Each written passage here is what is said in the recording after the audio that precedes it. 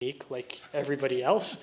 But that's something we actually did a study recently, and we've looked at kind of the marketing and the brand of kind of the cult or the religion and how you can get people to kind of, buy into that. And it's really fascinating, and you can go very, very deep down that well.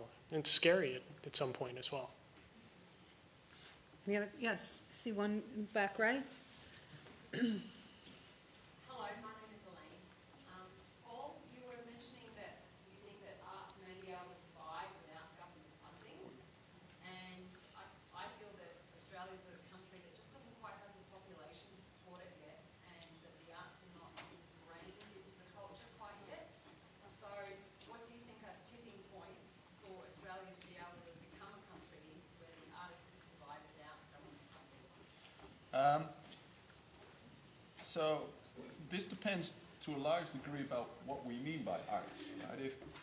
If I think back to my European history education, I think back at very, very small communities, thousands of them, and every village had art. Right? Art was there in the churches. They had their own little statues, their own little paintings. Art was there on the tombstones. Art was there inside homes in the way that cobblestones would be set. And so for me, arts is much more something that is close to individuals anyway. Right? Everybody to a certain extent is an artist. And so imagining a country without art is like imagining humans without breathing. I don't think it makes much sense to say you need a subsidy to have art. It's like saying you need a subsidy to remind people to breathe. They'll do it anyway. The question is of course much more, well, are there certain forms of art which won't survive without, as it were, communities buying into it? And I would say yes, there are some forms of arts, and they have to do with the forms of art which supply things for the community as a whole. So something that no individual entrepreneur would value enough, or something that other people could not charge for. And a national museum is a good example of that, right? A national library. National symbols of our history is a clean thing which almost every country in the world, no matter how small, has a national museum. Right?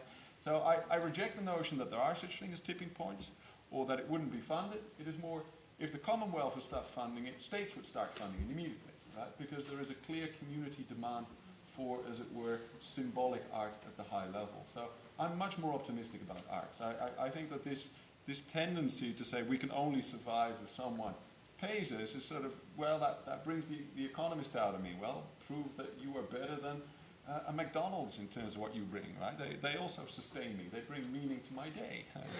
And then I have a question for you based off of that. Subsidy, prove that you're better. So something that we go through in the U.S. a lot is, PBS is our main kind of arts